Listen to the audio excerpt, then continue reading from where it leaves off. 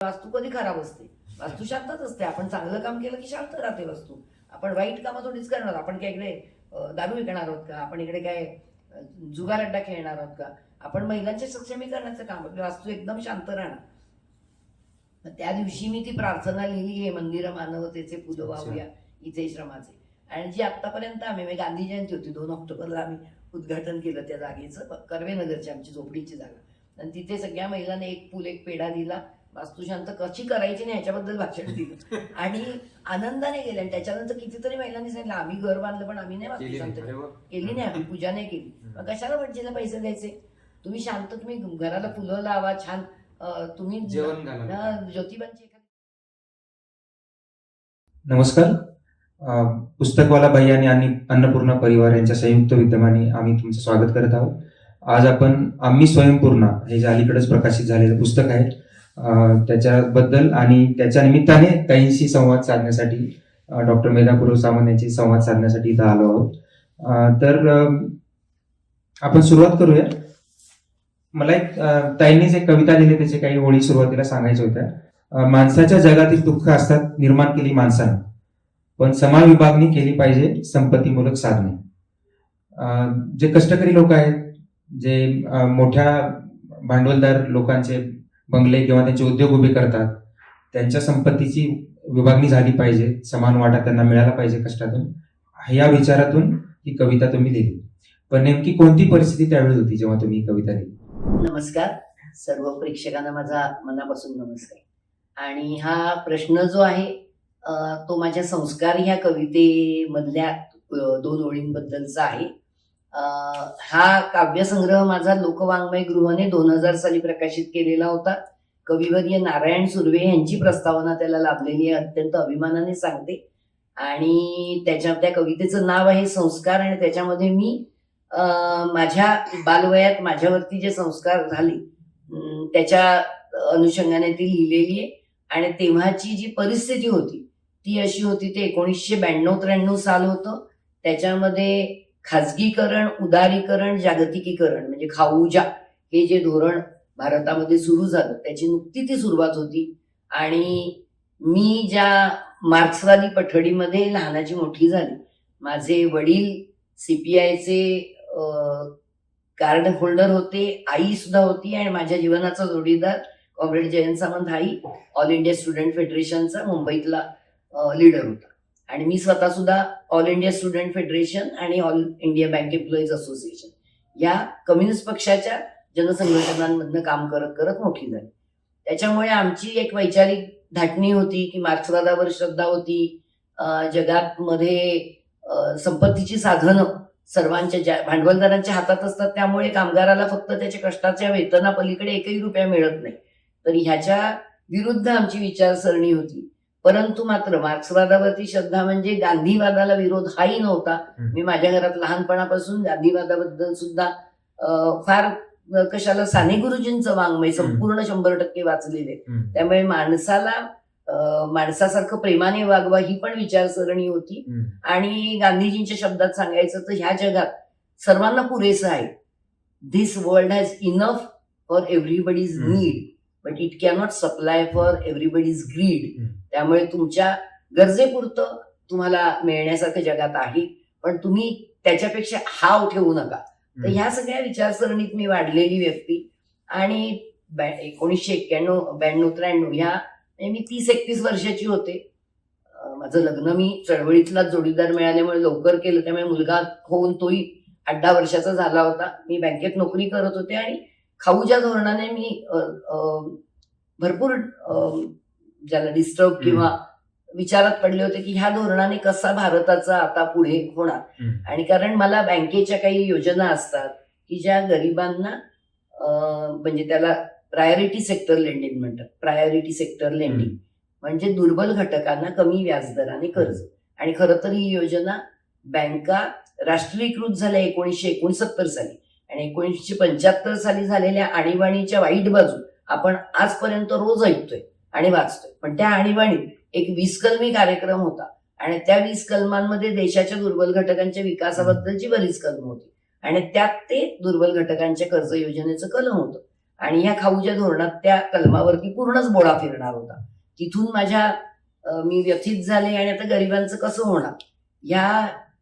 आणि त्याच वेळेला अजून एक गोष्ट अशी जगाच्या जागतिक पातळीवर घडली होती की सोव्हिएट रशिया कोलमडत होता आणि मिखाईल गोर्बाचेव तिथे या राज्यावर आल्यावर त्यांनी पेरेस्ट्रॉइका आणि ग्लासनोस्ट या म्हणजे ओपननेस आणखीन पुनर्रचना याचा त्यांनी पुरस्कार केला आणि त्याच्यातून जे साम्यवादी मॉडेल ज्याच्यावर आमचा विश्वास होता आणि आम्हाला असं वाटलं की तिथे जर घडू शकतं तर भारतात का नाही घडू शकत, पण ते कोलमडताना दिसत होतं.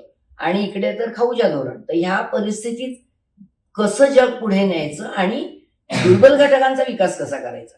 म्हणजे मी तर मध्यम वर्गात वाढले, चांगल्या बँकेत नोकरीला चांगला पगार, मी माझी चिंता नव्हतेच करत. मी चिंता या कष्टकरी वर्गाची करत होतो.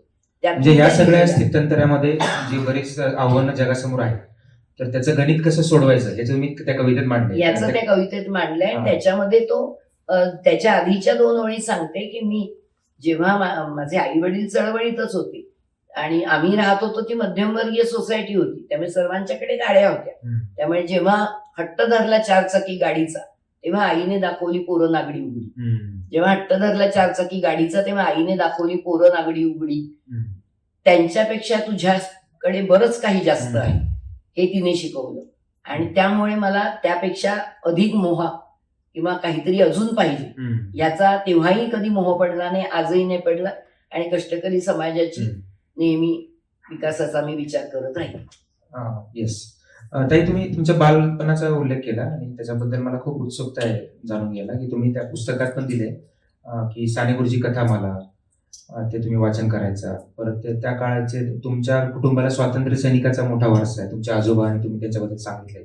परत तसंच तुमच्या कुटुंबाला आणि त्या काळातले संयुक्त महाराष्ट्राचं जे आंदोलन होतं त्या काळातले सगळे धुरीण जे होते, आचार्य अत्रे, शाहीराम अरसे, कॉम्रेड डांगे, ते सगळे तुमच्या वडिलांचे मित्र होते, तुमच्या आईचे मित्र होते. आमच्या घरी नियमित येणाऱ्यांपैकी होते. नाना पाटील नियमित घरी येणार. नाना पाटलांची पण तुम्ही आठवण सांगितली की त्यांच्या मांडीवर बसून त्यांनी तुम्हाला त्या गोष्टी त्यांच्या लढ्याचं सांगितलं. तर ते सगळं वातावरण सरकार म्हणजे काय असं आम्ही विचारलं मग त्यांनी ती सर्व गोष्ट अजूनही रोमांचित होतं. तर मला असं विचारायचं होतं की ह्या कथामाला, गोष्टी, कविता किंवा असे वैचारिक वातावरण असणं हे किती जडणघडणीसाठी महत्वाचं आहे. मी हा प्रश्न जाणून बसून का विचारला आणि तुमच्याबद्दल पण जाणून घ्यायचं. पण आजच्या काळात जेव्हा धकाधकीच्या जीवनात आपण म्हणतो की लोक पैशाच्या पाठीमध्ये चालले पळतात आहेत आणि त्यांना वैचारिक किंवा संस्काराचं एक वेगळ्या पद्धतीने सिंचन कसं करावं याचं भान राहिलेलं नाही, तर त्याच्याबद्दल कसं सांगता येईल? आजच्या काळात त्याचं महत्व काय सांगता येईल?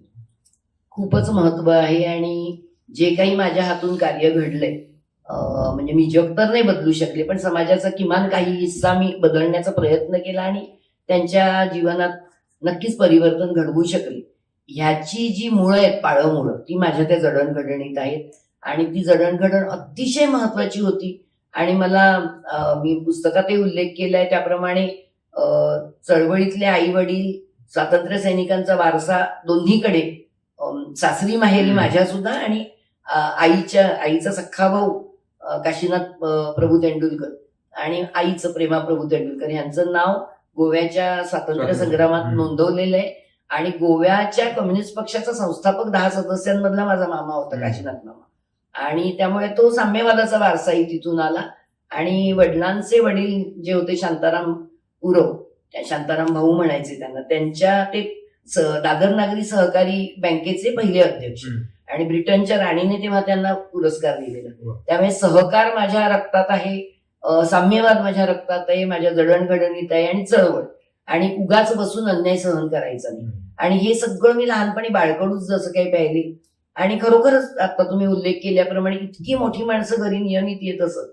आणि आचार्य अत्रे, कॉम्रेड डांगे, शाहीराम अरसे, अण्णाभाऊ साठे, दत्ता देशमुख, भाई दत्ता देशमुख, SM जोशी, खूप लोक मोठमोठी आमच्या घरी येत असत.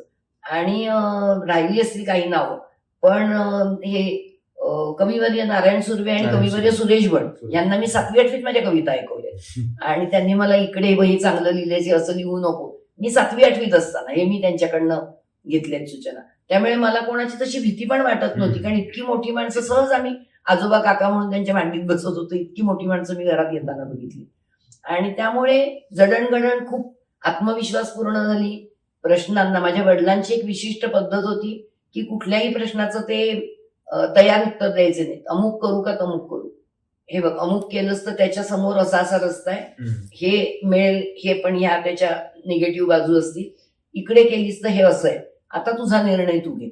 इतकं स्वातंत्र्य आणि इतकी परिपक्व विचारसरणी देणारे वडील मला भेटले, हे माझं मोठं भाग्य आहे. आणि त्याचबरोबरीने बालमोहन विद्या मंदिर सारखे आजही ज्या शाळेचं नाव आहे, ती शाळा दादा रेगेंसारखे शिक्षण महर्षी आमचे प्रिन्सिपल होते आणि त्यांच्या खोलीत आम्ही कधीही जाऊन काही विचारत होतो. आता प्रिन्सिपलला मुलं भेटत नाहीत आणि घाबरतात. आम्हाला कधीच शिक्षकांची भीती नाही ना प्रिन्सिपलची भीती. आणि त्यामुळे इतक्या मी छान वातावरणात निर्मळ निर्भेळ जे मनात येईल ते अगदी आत्मविश्वासपूर्ण बोलायचं, विचार मांडायचे, निर्णय घ्यायचे, वक्तृत्व स्पर्धांमध्ये भाग घ्यायचे. त्यामुळे वेगवेगळ्या विषयांवर भाषणं करणं हे मी अगदी बालवयात करत आले. त्यामुळे आणि ही जडणघडण आजच्या मुलांना मिळतच नाही.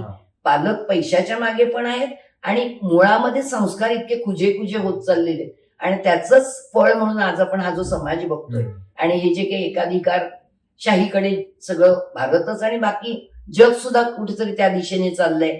अति धार्मिक किंवा अति टोकाचे विचार घेऊन एक समाज आपल्या भोवती आहे. ह्याचं कारण असं आहे की मुलांच्या जडणघडणीवर गेल्या मी तर म्हणेन 25 वर्षात काहीच त्याच्यामध्ये इन्व्हेस्टमेंट किंवा त्याच्यामध्ये खरोखर काही गुंतवणूक झालीच नाहीये. ते खूप वाईट आहे. प्रश्न विचारायला मोकळी होती का तुम्हाला? खूपच म्हणजे मला आत्ता सुद्धा म्हणजे आणि आमच्या मुलालाही आम्ही तसाच वाढवला. नाती माझ्या तशाच, आम्ही कुठल्याही विषयावर त्यांच्याशी मोकळेपणाने बोलतो. आणि मी आणि माझ्या बहिणी आम्हाला कधीही घरामध्ये अटकावच नव्हता. म्हणजे वडिलांशी बोलू शकायचो. आमच्या वडिलांनी कधी सातच्यात घरात या म्हटलं नाही, कधी कुंकू लावा, बांगड्या घाला असलं काही शिकवलं नाही. आम्ही तिघींनी प्रेमविवाह वेगवेगळ्या जातीतले नवरे शोधून केलेले आहे. आपला जे शिक्षणाचे मार्ग पाहिजेत ते आम्ही स्वीकारले, निवडले. कधीच आम्हाला बंधन हा प्रकारच माहित नाही. आणि मग लोकांचं आता मी मत ऐकलं की बंधनात नसल्यावरती लोक मोकाट राहतात. तर मी घडले ना एकही बंधन नसताना. तर बंधन नसणं चांगलं आहे, विचार स्वतःचा वापरायला लावणं चांगलं आहे, पण योग्य संस्कार पण दिले पाहिजेत. विचार असे कुठच्या तरी विचित्र दिशेने जाणारे विचार होतील असं घडवलं नाही पाहिजे मुलांना. तर त्यांनी त्यांच्या वडिलांचा उल्लेख केला, तर श्रोत्यांच्या प्रेक्षकांच्या माहितीसाठी की त्यांचे वडील बँक ऑफ इंडियाचे एम्प्लॉईज असोसिएशन युनियनचे लीडर होते.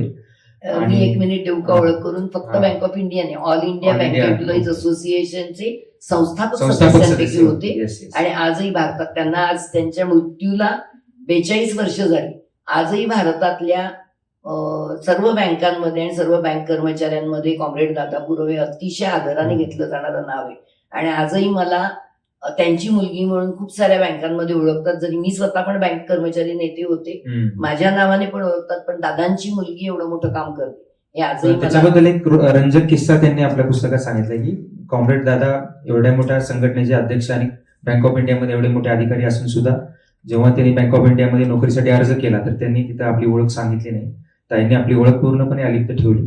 आणि त्यांच्या घरी नंतर कळालं की यांनी अर्ज केला आणि ऑफिसमध्ये पण नंतर कळालं की त्यांनी दादांच्या मुलीने अर्ज केला. तर हे मला फार भावलं की तुम्हाला स्वतंत्र व्यक्तिमत्व पण जगायचंय आणि त्याच वेळी त्याच्यामधून काय वाटतं तुम्हाला, असं काय तुम्हाला करावं वाटलं? म्हणजे मला ती आता बघा, मी ज्या परीक्षेला बसले होते banking service recruitment board BSRB, हे बँकिंग सर्व्हिस रिक्रुटमेंट बोर्ड एस्टॅब्लिशच झालं बँका राष्ट्रीयकृत झाल्यानंतर. बँका राष्ट्रीयकृत झाल्या तेव्हा मी 9 वर्षाची होते, 69 साल. पण माझे वडील घरी आईशी चर्चा करताना मी जसं अभिमन्यूने आईच्या पोटातून शिकले तसं मी तेवढ्या लहान वयात लक्ष देऊन ऐकायचे. आणि मला ते खूप आवडायचं सगळं, ती भाषणं, त्या चर्चा, ते सगळं समजावून सांगणं. म्हणजे मी खरं तर सांगते माझा पिंड त्या भाषणांवरच पोचलाय. आजही मला सिनेमा बघण्यापेक्षा मला अशी विचार प्रवर्तक भाषणं, चर्चा हेच मला जास्त आवडतं. त्याच्यामुळे मी 69 साली राष्ट्रीयकरणाचे काय फायदे होतील देशाला, समाजाला, हे बाबा सांगत असायचे. आणि भाषणांमधनं पण ते बोलायचे, घरात आईशी बोलायचे. ते ऐकत ऐकत मी मोठी झाले. त्यामुळे BSRB बोर्ड झालं होतं. मी एकटीच नाही बसले परीक्षेला. आताही माझ्या कॉलेजमधल्या मैत्रिणी सांगतात तू आम्हाला पकडून घेऊन गेलीस परीक्षेला बसायला. आणि आम्हाला चांगले नवरे मिळाले, गाड्या मिळाल्या, घरं मिळाली, ते तू ढकललं, नंतर स्वतः सोडून गेलीस आणि एवढं मोठं केलं. हे आजही मला कौतुकाने म्हणणाऱ्या मैत्रिणी. त्यामुळे मी म्हटलं चला चला आपण बसूया परीक्षेला आणि पास होतंय, नोकरी मिळतीये. आणि त्यामुळे मला काही गरजच वाटली नाही की मी वडिलांना का सांगू. आणि मला हे माहितीच होतं की त्यांना अजिबातच आवडणार नाही की मी त्यांचं, पण नाव तर पुरव होतं. त्यामुळे इंटरव्ह्यू घेणाऱ्यांनी विचारलं, पण माझं योगायोग असं की मला आधी कॉल बँक ऑफ बरोडाचा आला होता, पण माझी परीक्षा झाली नव्हती. पण त्यातही मी तुम्हाला सांगते की मी जेमतेम 19-20 वर्षाची असेल, कॉल आला त्या पत्त्यावरती, तिथे मी गेले बँक ऑफ बरोडामध्ये आणि त्यांना भेटले आणि म्हटलं माझी ना परीक्षा व्हायची, तर मला आत्ता हा कॉल देण्याच्या वेळी तुम्ही थोड्या महिन्यांनी परत भरती असेल तेव्हा बोलवाल का, तुम्ही आता तो बोलणेच विचारात घ्या. 19-20 वर्षाची मुलगी कुठल्या बँकेच्या मॅनेजरला जाऊन डायरेक्ट. आणि मी काही त्यांना काही तिथे अगदी तो मॅनेजर माझ्या बाबांच्या नावाने ओळखेल असं नव्हतं. आणि तो हसला, ते म्हणाले की ओके आम्ही अर्ज द्या तसं बघूया. मग बँक ऑफ बरोडाचा कॉल आला नाही, पण त्या बीएसआरबीच्या रिक्रुटमेंट बोर्डाचे पुढच्या बँकांची भरती आली ना, मग तेव्हा कॉल आले, तो नेमका बँक ऑफ इंडियाचा आला. मग तिथे इंटरव्ह्यू घेणारे जे ऑफिसर होते त्यांनी विचारलं पुरव म्हणजे कोण, आमचे जे पुरव आहेत त्यांची कोण, म्हटलं मुलगी. मग ते म्हणाले त्यांचं काय डिपार्टमेंट, म्हटलं ते लिगल डिपार्टमेंटला आहे पण ते युनियनच काम करतात. मग ते हसले. मी घरी पोहोचायच्या आधी त्यांनी बाबांना फोन केलेला होता. त्यामुळे तुम्ही जे म्हणताय मला त्याच्यात ते मला नॉर्मल वाटलं, त्याच्यात काहीच नाही वेगळं वाटलं, कारण मला त्यांच्या नावाची गरज लागणारच नव्हती. मी मेरिटवरच पास होऊन, इंटरव्ह्यू पास होऊनच झाले.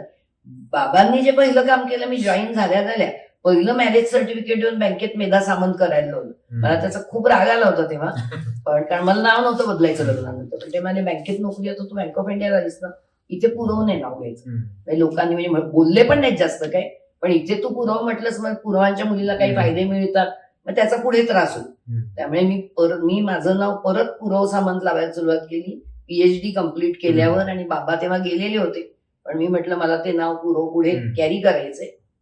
तसंही मला भाऊ नाहीये, आम्ही तिघी बहिणी आहोत, त्यामुळे म्हटलं मी पुरव नाव कॅरी करणार आहे. बाबांनी मला कंपल्सरी बँक ऑफ इंडियात गेल्यामुळे ते पुरवचं सामंत करायला. म्हणजे मला सामंत नावाचं काही प्रॉब्लेम नाही. माझा नवराही माझ्या बरोबरचा विचारांनी आहे, माझे सासरे स्वातंत्र्य सैनिक होते, त्यामुळे मला सामंत नावाचं आवडत नाही, पण मला पुरव आणि सामंत दोन्ही कॅरी करायची.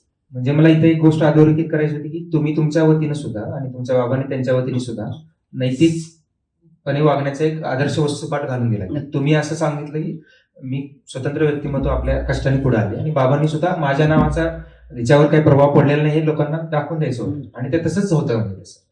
तर मला या निमित्ताने सांगायचे की तुम्ही जेव्हा परत काही वैयक्तिक आणि कौटुंबिक कारणामुळे मुंबईहून पुण्याला आलात आणि बँकेत तुम्ही सेवा कंटिन्यू केली, तिथं सुद्धा तुम्ही बाबांच्या कामाचा वारसा म्हणा किंवा तुम्हाला सुद्धा त्या विचाराचा वैचारिक निष्ठा होती म्हणून युनियनचं काम तुम्ही वेगळ्या ठिकाणी वेगवेगळ्या स्वरूपात सुरू ठेवलं. तर त्या कामाच्या तपशिलात न जाता मला एक सार्वत्रिक कार्य जी अडचण आहे किंवा जी काळजी आहे की महिलांची कामाच्या ठिकाणी असलेली सुरक्षा किंवा त्यांची जी हॅरेसमेंट होते किंवा त्यांना हक्क किंवा जी सुविधा मिळत नाही, ते एक उल्लेख तुम्ही पुस्तकात केलाय की त्यांना स्वच्छतागृह मिळत नाही, त्यांना व्यवस्थित वागणूक मिळत नाही, टोमणे मारले जातात.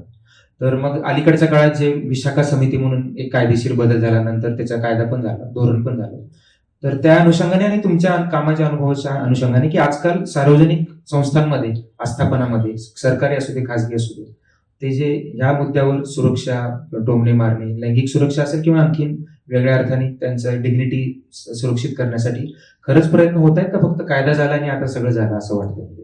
तुमचा अनुभव आणि त्याच्यातलं भाष्य काय? मला प्रश्न खूपच आवडला आणि या निमित्ताने या विषयावरती बरंचसं बोलता येईल.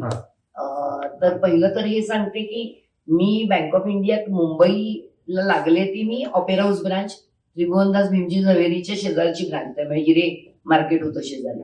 परंतु त्या ब्रांचमध्ये मला मी महिला प्रतिनिधी म्हणून पहिल्यापासून काम करत आले. आणि मी इलेक्शनला निवडून आले, म्हणजे बाबांची मुलगी म्हणून नाही, माझ्या समोर तितक्याच तुल्यबळ प्रतिस्पर्धी उभ्या असायच्या आणि त्यांच्याशी आजही माझी मैत्री आहे. ते 80 वर्षाच्या बाई आहेत, मला आठवण आली की फोन करतात आणि गप्पा मारतो, पण मी त्यांना हरवून प्रत्येक इलेक्शन निवडून यायचे. त्यामुळे प्रतिनिधी म्हणून काम करताना पहिला ऑपेरा हाऊस हिरे मार्केटच्या शेजारच्या ब्रांचला सुद्धा महिलांना टॉयलेट नव्हता, हा प्रश्नच मला पहिला घ्यावा लागला. आता राईट टू पी आलाय, पण मी जिथे जिथे ज्या बँकेच्या ब्रांचमध्ये केलं तिथे महिलांचं स्वतंत्र टॉयलेट नसण्याचा प्रश्न मी तेव्हा 81 सालापासून घेतला. बँक ऑफ इंडिया हेडक्वार्टर मध्ये पण तुम्ही गेला? हेडक्वार्टर मध्ये छान होत्या टॉयलेट्स, म्हणजे Bank of India Bombay main branch जी काळा घोडा फ्लोरा फाउंटन त्या भागात आहे, ती खूपच म्हणजे ती ब्रिटिशांच्या काळातली दगडी 3-4 मजली इमारत आहे आणि तिकडे जवळजवळ स्टाफच 3-4 हजार होते. तिथे स्वच्छतागृह अगदी पुरुषांची महिलांची मोठमोठी होती. पण ब्रांचेस ना कुठेच नव्हते. त्यामुळे मला तो प्रश्न, कर्वे रोड ब्रांच असो पुण्याची, मी 8 वर्ष मुंबई मेन ब्रांचला, ऑपेरा हाऊस, नंतर मुंबई मेन ब्रांच इथे काम केलं, सतत महिलांच्या प्रश्नांवरती. आणि ते करताना मला आज राईट टू पी तुम्ही म्हणताय, मी तेव्हा 81-82 सालापासून महिलांची स्वच्छतागृह नाही हा प्रश्न घेतलेला आहे. कारण तो मला जाणवायचा आणि त्याचा महिलांच्या किडनीवर परिणाम होतो. मग बाथरूमला जायला लाजतात महिला मुली. आणि कर्वे रोडच्या ब्रांचचं तर 4 वर्ष मी पुण्यात काम केलं. त्या ब्रांचमध्ये पण हा टॉयलेटचा, स्वच्छतागृहाचा प्रश्न, कारण एवढ्या चिंचोळ्या पॅसेजमध्ये तिथेच ते पुरुष जाणार, ते बाहेर येताना ती महिला तिथे जाणार, ती इतकी ऑकवर्ड सिच्युएशन, तर ते छानच नव्हतं वाटत. आणि नंतर मी बँक सोडली होती तरी टॉयलेटच्या उद्घाटनाला मला खास बोलवून घेतलं त्यांनी, की तुमच्या प्रयत्नाने इथे टॉयलेट झालं. हे मला आणि बऱ्याच वेळा छोटा इश्यू म्हणून त्याला केलं जातं. अगदी दुसरा इश्यू मी आणि मी त्या टॉयलेटचा इश्यू अजून पुढे स्ट्रेच करीन थोडा, की मी नंतर बँक सोडल्यावर मी बचत गटाच्या कामांसाठी मी मराठवाडा आणि खूप दुर्गम भागात फिरलेली आहे माझ्या PhD MSWच्या निमित्ताने. आणि मी काम पण उभं केलं मराठवाड्यामध्ये बचत गटांचं, भरपूर तिथल्या गावांमध्ये छोट्या छोट्या संस्थांना मदत करून. तर तिथे मी प्रवास करून तेव्हा एसटीने वगैरे जायचे, इथून रात्री स्लीपर कोच पण नव्हते तेव्हा. तर आता आपण बॉम्बे पुण्याच्या एक्सप्रेस वे वरती तरी महिलांची स्वच्छतागृह आहे मराठवाड्याच्या रस्त्याला. म्हणजे आता दुर्गम भागांमध्ये आजही परिस्थिती ती आहे.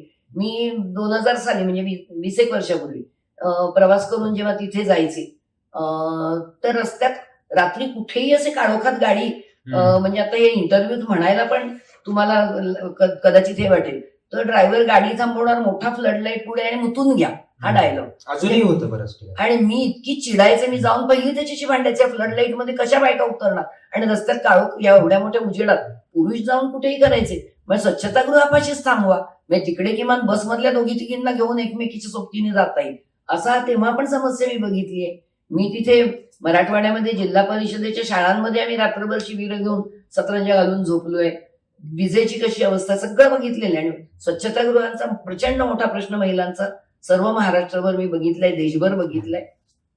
आणि माझं मत आहे की तो सगळ्यात मोठा प्रश्न आहे.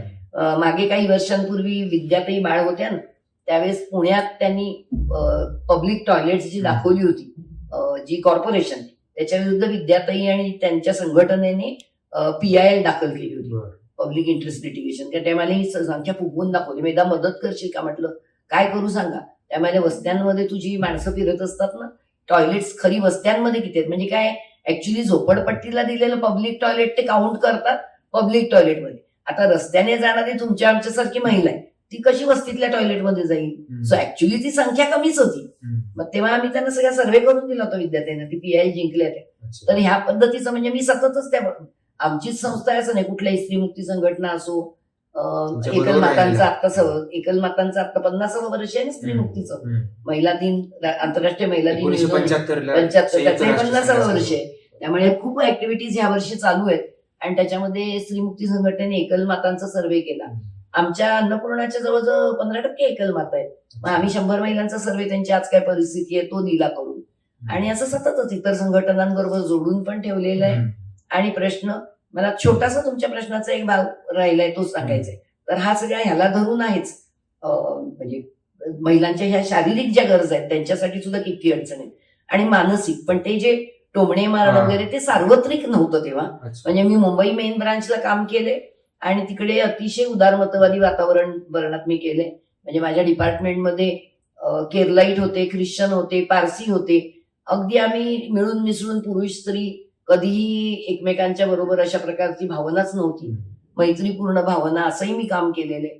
मात्र मला पुण्यात आलं, मी सरसकट संपूर्ण पुण्याबद्दल म्हणणार नाही, पण त्या विशिष्ट ब्रांचमध्ये आणि इथे काही वातावरण असं होतं की महिलांना खवचटपणाने बोलणं किंवा त्यांच्या वेशभूषेवरून बोलणं.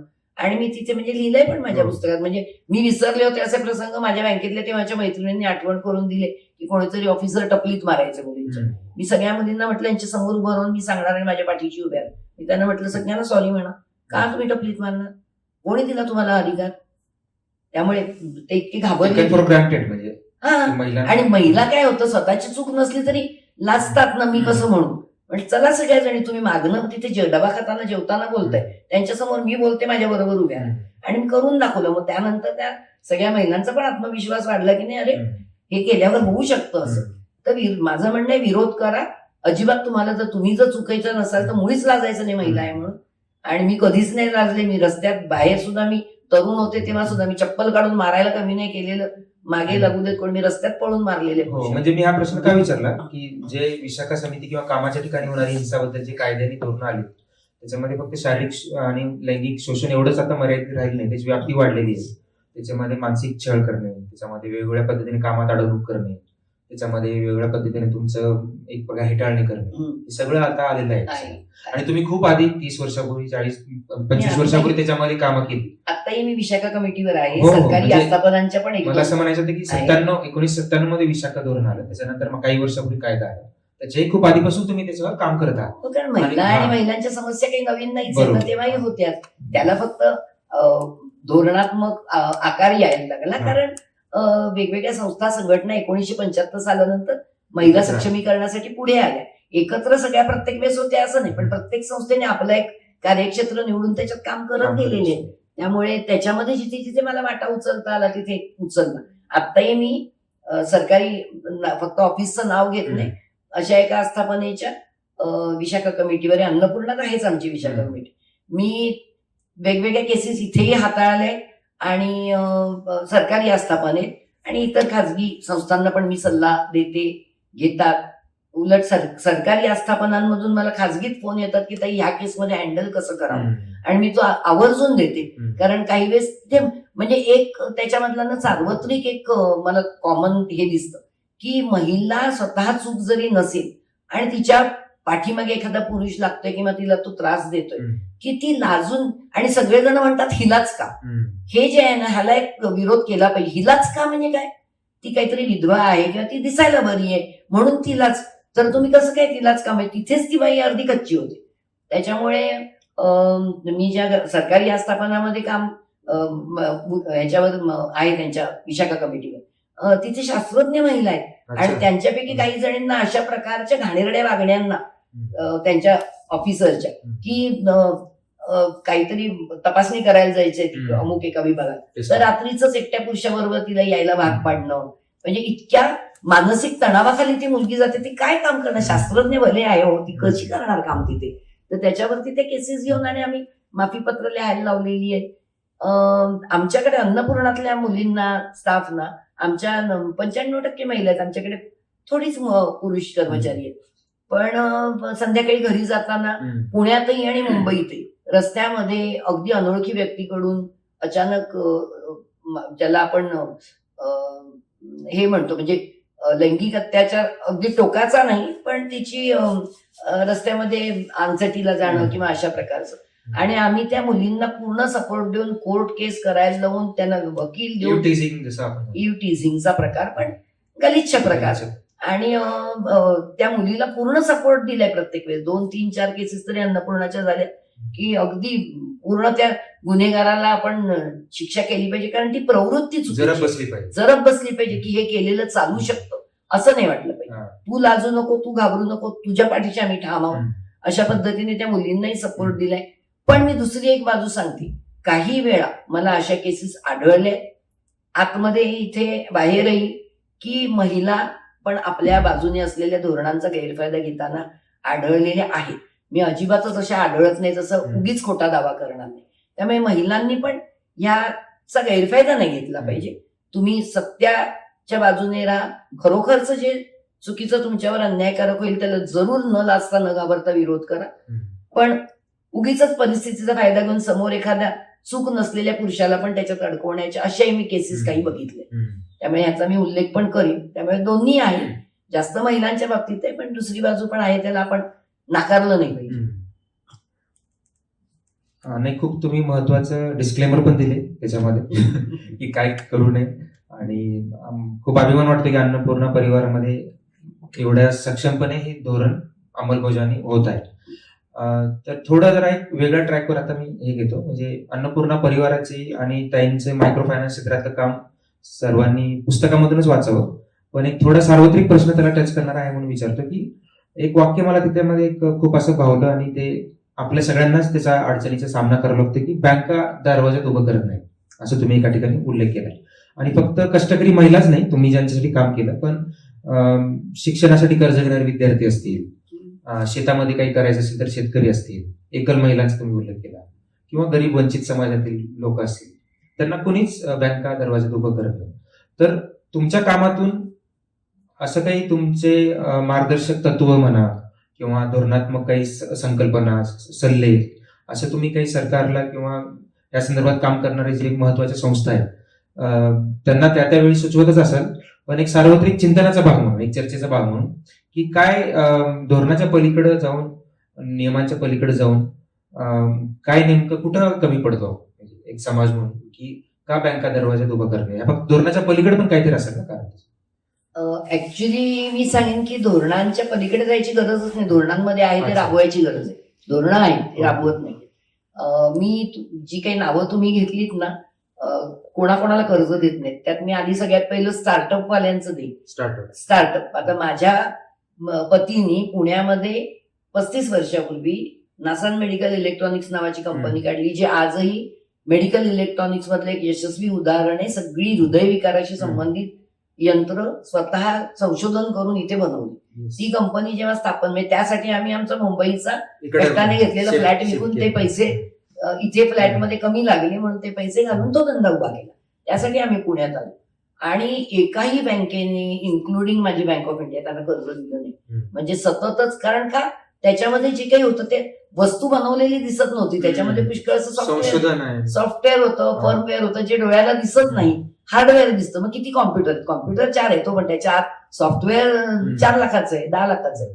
ते तेव्हा त्यांना बँकांना कळतच नव्हतं, की 35-40 वर्षापूर्वीची. त्यामुळे माझ्या पतीच्या व्यवसायासाठी आम्हाला नेहमीच आमचं घर गहाण ठेवूनच कर्ज काढावं लागायचं. म्हणजे तेवढा धंद्यावरती मी पण विश्वास ठेवला आणि आम्ही दोघांनी स्वतःची पत पणाला लावूनच तो धंदा आज इतका मोठा केला. तर हे एक सांगावं असं वाटतं. आजही फार काही परिस्थिती बदललेली नाही. आणि मग ही जर का मध्यमवर्गीय शिकलेल्या तरुणांची परिस्थिती, तर अशिक्षित महिला, मजूर, शेतकरी यांची काय परिस्थिती आहे? कारण त्यांच्याकडे मुळात, म्हणजे आमच्याकडे घर होतं, किमान कष्टाने घेतलेला एक फ्लॅट होता, जो गहाण ठेवून आम्ही लागतील तेव्हा पैसे उभे करत करत पुढे गेलो. या महिलांकडे किंवा शेतमजुरांकडे, कामगारांकडे काय घराची त्या व्हॅल्यू काय आहे? बरं, त्या घराचे कागदपत्र कुठे नावावर असतात? बरं, झोपडपट्टीत राहणाऱ्या महिलेचे ते कागदपत्र कायदेशीर दृष्ट्या उभेच राहत नाहीत ना. त्यामुळे तारण नाही म्हणून कर्ज नाही, हे धोरण बँकांचं असतं. आता मी तुम्हाला त्याला छेद कसा दिला हे पण सांगेन. मी अन्नपूर्णासाठी पण पर्सनल गॅरंटी राहिली. एका पॉइंटला मी भांडले बँकांची, पण माझ्याकडे मी माझ्या जिन्याखालच्या 8x8च्या खोलीमध्ये ते सुरू केलेलं, आमच्या दोघांच्या मालकीची खोली. आजही ती तशीच आहे तिकडे. तर आम्ही कधी कधी आमचे नवीन जॉईन झालेल्या स्टाफना नेऊन दाखवतो की ही बिल्डिंग इथे नाही सुरू झालं, इथे आपण नंतर आलोय, तिथे सुरू झालंय, ते बघा. पण बाकी ऍसेट काही नव्हता संस्थेकडे, अन्नपूर्णाकडे. त्यामुळे मला पर्सनल गॅरंटी साईन करायला आज मी 29 मार्च 2025 पर्यंत 92-93 पासून पर्सनल गॅरंटीवरच उल्लेख केला. 3,000 कोटी आजपर्यंत मी उभे केले, फेडले पर्सनल गॅरंटीवर. आणि आज त्यातूनच, त्या उलाढालीतून आज ही 14 मजली टॉवर अन्नपूर्णा क्रेडिट सोसायटीच्या मालकीचं आहे. मी गेल्या वर्षी बँकांना अट घातली. मी आता 65 वर्षाची होतीये. मी 60 वर्षाची असल्यापासूनच मागे लागले होते की मी जर माझा मृत्यू झाला तुम्ही कसं फेडणार? तशी पण मी या पैशातून पर्सनल प्रॉपर्टी केली नाहीये. हे 3,000 कोटी मी कोणाला वाटले?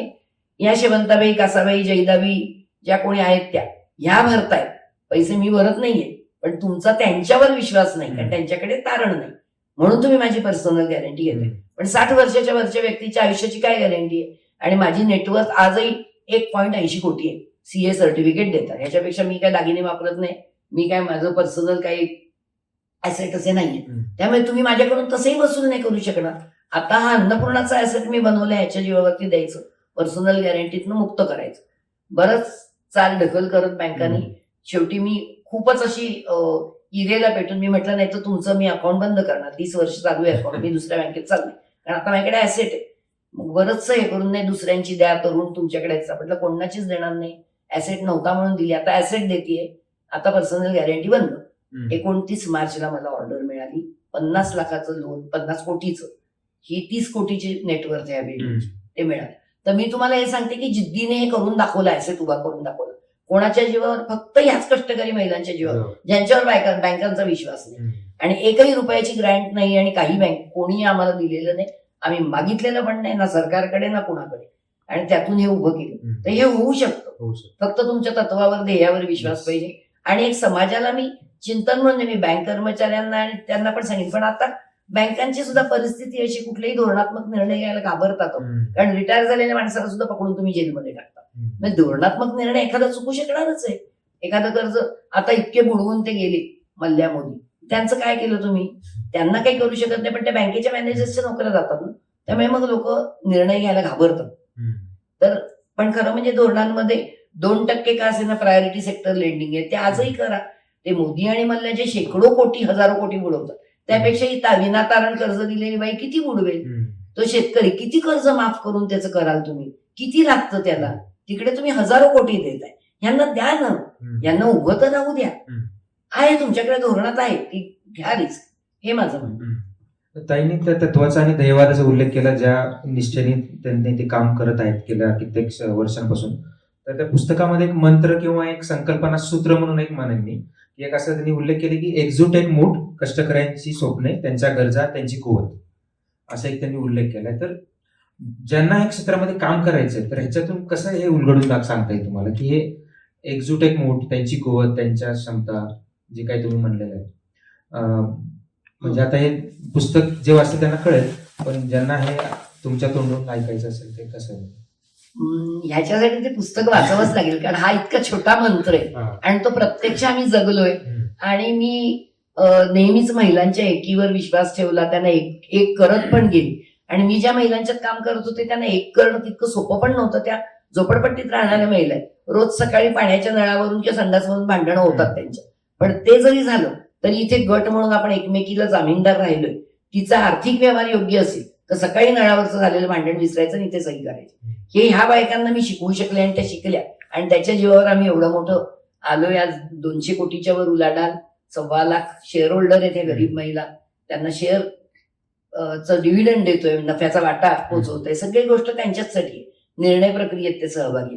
हे आम्ही करू शकलो, ते एक ध्येयनिष्ठा पाहिजे. आणि मी परत तुम्ही जिथून सुरू केली माझी जडणघडण, विश्वास, माझा कष्टकरी समाजाच्या ताकदीवर जबरदस्त विश्वास आहे, आजही आहे. शेतकऱ्यांच्या ताकदीवर आहे, महिलांच्या ताकदीवर आहे, गिग वर्कर जी पोरं पळतायत, धावतायत, त्यांच्यासाठी आपण खूप काहीतरी चांगलं करू शकतो. आणि त्यांना भीक नकोय. त्यांनी कोणी तुमच्याकडे भीक नाही मागितली ना, लाडकी बहिणीसारखी योजना मागताय. तुम्ही त्यांना ऍक्च्युली फक्त आरोग्यामध्ये त्यांची गुंतवणूक करा. खरं उगीच विमा कंपनीला तुम्ही तुमचा तो प्रीमियम भरून त्यांना श्रीमंत नका करू. विमा शेतकऱ्याला मिळाला पाहिजे, ते गिग वर्कर मुलं पडतात मरतात त्यांना मिळाला पाहिजे, किंवा या गरीब महिलांना ती लाडकी बहिणीसारखी योजना काही गरज नाहीये त्याची, आणि ती फक्त इलेक्शन पुरती आहे. त्याच्याऐवजी तुम्ही आरोग्य, शिक्षण आणि त्यांना भांडवलाची योग्य प्रमाणात पुरवठा, एवढ्या 3 गोष्टी दिल्यातनं भारतात एकही गरीब राहणार नाही, माझं अगदी ठाम म्हणणं आहे. तुम्ही आरोग्याचा उल्लेख केला, म्हणजे तुम्ही तुमच्या ह्याच्यामध्ये अनुभवामध्ये सांगितले की ज्या बचत गटांच्या किंवा गटांच्या महिला ज्या असतात त्यांच्या घरामध्ये कोणाला काही झालं तर त्यांची ती कर्ज कोलमडून पडायची, त्यांना ते कर्ज परत करायला जमायचं नाही. मग तेव्हा मग तुमच्यासमोर प्रश्न उभा राहिला की तुम्ही आता कसं करायचं, याला ऍड्रेस कसं करायचं. मग तुम्ही आरोग्य विमाचं काम तेव्हा सुरू केलं. तर ह्याच्याविषयी म्हणजे फक्त एक बचतीच्या माध्यमातून तुम्ही या सगळ्या याच्याकडे बघत होता, तर विम्याकडे कसं आलं? हा पण खूप छान प्रश्न आहे, कारण मला फक्त बचत गट चळवळ किंवा मायक्रो फायनान्सच्या अनुषंगाने खूप प्रश्न विचारले जातात. आणि थोडंसं त्याच्याबद्दल म्हणते की ती शेवटी फायनान्शियल नीड आहे, म्हणजे आर्थिक गरज आहे. कर्ज, बचत ही जशी आर्थिक गरज आहे तशीच विमा ही एक आर्थिक गरज आहे. आणि मी एक बँकर असल्यामुळे मला त्या रस्त्याने मी आर्थिक गरज भागवायची, ती विनातारण कर्ज देण्याची. आणि ते मी सगळं लिहिलेलं आहे की मला भाजीवाल्या कशा सावकारी कर्जाच्या पाशात होत्या ते दिसून आलं, त्याच्यातून हे उभं केलं.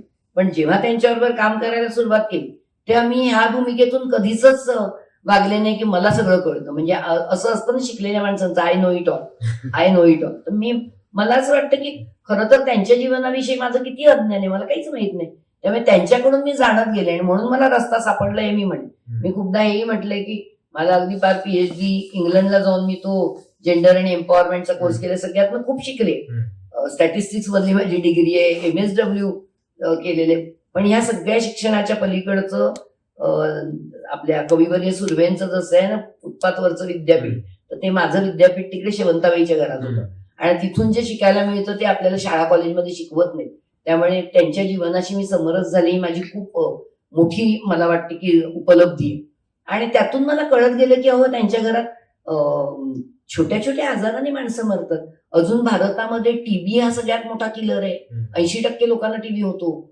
आणि आपल्याकडे जिथे कशी गिचमिड गर्दीची घरं आहेत तिथं तर टीबी एकाला झाला की घरातल्या सगळ्यांना होतो.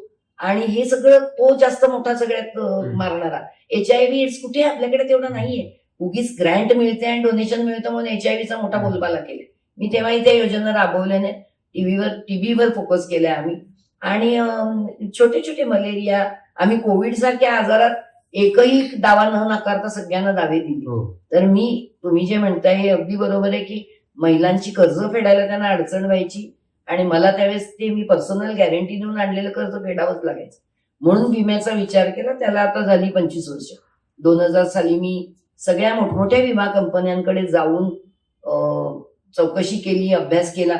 माझं स्वतःचं स्टॅटिस्टिक्स आणि ऍक्च्युरियल सायन्स म्हणजे विमा क्षेत्राचे काही पेपर मी ग्रॅज्युएशनला केलेले आहेत. त्यामुळे मला त्याचं कुठेतरी थोडंसं भान होतं. पण अनुभव जास्त बँकिंगचा होता. पण मी त्या सगळ्या स्कीम्सची चौकशी केली तर गरिबांना परवडेल असा एकही आरोग्य विमा नव्हता. जीवन विमा LIC ची एक छोटीशी स्कीम होती. मग ती पहिली मी त्यांच्याशी जोडून घेतलं 97 साली. त्यानंतर आता जीवन विमा पण आम्ही अन्नपूर्णाचा इन-हाऊस आहे. पण आम्ही सगळ्यात पहिला 2003 साली आरोग्य विमा सुरू केला. आरोग्य विमा, जीवन विमा, कुटुंब विमा, ऍसेट म्हणजे मालमत्ता हानीचा विमा जो आताही शेतकऱ्यांची गरज त्यांना लागतोय ना.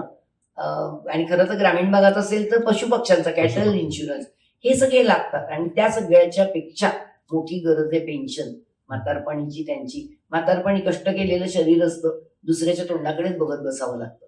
त्यामुळे तिथपर्यंत आम्ही गेलोय. आणि ह्याला सगळ्याला सुरक्षा चक्र म्हणतो आम्ही. हे आर्थिक सुरक्षा चक्र आहे, हे सगळ्या गरिबांना पाहिजे. आणि अन्नपूर्णामध्ये ह्या सगळ्या योजना आहेत. आणि आम्ही कुठलेही दावे नाकारत नाही, कारण मुळामध्ये दावे पास करायला मी बसत नाही. हे महिलांचा निधी आहे. महिला आणि त्यांची कुटुंब सगळ्यांना आम्ही त्याच्यामध्ये सामावून घेतले. त्याच निर्णय घेतात. पण आमचे सॉफ्टवेअर आहे, आमच्याकडे डॉक्टर्स आहेत. आम्ही अनेक हॉस्पिटल्सशी करार केलेले.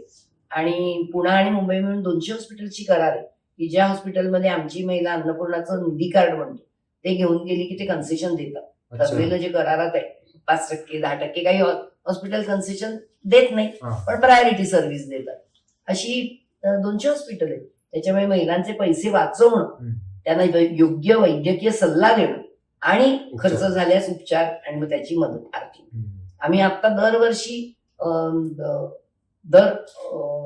6 ते 7 कोटीचे दावे आम्ही वाटतो. आणि तरी त्या कंपनीला पण प्रॉफिटही होतो. तोही पुन्हा पुढच्या वर्षीच्या गरजांसाठी बाजूला ठेवतो आम्ही. कंपनी नफा नाही करत. आणि त्या कंपन्यांना पण तुम्ही मोटिवेट केले एक प्रकारे. ही आमची स्वतःची कंपनी ना. अन्नपूर्णाच्या ज्या 6 संस्था आहेत त्यातली एक आहे ती विम्याची आहे. फक्त ती आम्हाला आता विम्याची कंपनीला पण विम्याचं जशी बँकांची रिझर्व्ह बँक ऑफ इंडिया तसं विम्याचा नियामक संस्था आहे IRDA, insurance regulatory development authority of India. त्यांनी आम्हाला रेग्युलेट केले. ते रेकॉग्नाइज करतात. त्यांच्या पेपर्समध्ये डॉक्युमेंटमध्ये अन्नपूर्णा परिवारच्या म्युच्युअल फंडचा उल्लेख आहे. परंतु ते आम्हाला रेग्युलेट करत नाहीत, कारण आमच्याकडे 100 कोटीचं कॅपिटल नाही. त्यांना 100 कोटीचं भांडवल लागतं. आणि त्यामुळे आम्ही रेग्युलेटेड नाही पण रेकॉग्नाइज्ड. या पद्धतीत आम्ही गेली 25 वर्ष 23 वर्ष हा विमा चालवतोय सर्व प्रकारचा. आणि त्यांना माहितीये. आता आम्ही त्यांच्या दारात जातोय की आम्ही 100 कोटी उभे करणार आणि भारतातल्या अन्नपूर्णा, पण आम्ही अन्नपूर्णा सोडून इतरांसोबत हा करू शकलो नाही रेग्युलेटेड नसल्यामुळे. म्हणजे अन्नपूर्णाच्या कर्जदारांसोबत होईल असे आपण आशा करतो. लवकर होईल. म्हणजे मला 100 कोटी उभे करायचे आणि ते करणार आम्ही उभे. आणि ते गोरगरिबांकडूनच करणार. आणि फक्त 100% गरिबांना प्रोटेक्शन देणारा आमचा विमा असेल. आणि आम्ही आता IRDA बरोबर बोलणी वाटाघाटी सुरू केले. 100 कोटी उभे करायचे. पण मी नेहमीच खिशाला एकही रुपया नसतानाच सुरू केले. त्यामुळे मला मी जेव्हा म्हणते इथे 100 कोटी आता माझ्याकडे काय नाहीये, मी हसते. पण मला माहितीये ते उभे राहतात. कारण आपण योग्य दिशेने योग्य काम केलं की येतं सगळं बरोबर, सगळे जुळून येतील घटक. तुमच्या शिक्षणाबद्दल पण मला बरंच काही विचारायचं होतं, पण आता तुम्ही उल्लेख पण केला, MSW केलं तुम्ही, MBA केलं, PhD केली, त्याच्याबद्दल बोलू MBA आपण. नाही, मी PhD केली आणि मी अच्छा. इंग्लंडला जाऊन जेंडर हा, आणि त्याच्याबद्दलच मला विचारायचं त्याचा होतं की कोर्स. तुम्ही ससेक्स युनिव्हर्सिटीमध्ये जो 2 महिन्याचा कोर्ससाठी गेला होता, तर एका ठिकाणी तुम्ही उल्लेख केला की तिथं तुमच्या कोर्समध्ये असं तुम्हाला एक म्हणजे लर्निंग म्हणा किंवा तिथल्या डिस्कशन मधून आलं असेल कदाचित, की तुम्हाला असं जाणवलं किंवा समजलं की कदाचित ते आतमध्ये असेल सुद्धा अनुभवातून, पण जास्त प्रकर्षाने जाणवलं की महिलांचे प्रश्न सोडवण्यामध्ये पुरुषांची भूमिका फार महत्वाची, तर त्यांना त्याच्यामध्ये सामील करून घेतलं पाहिजे.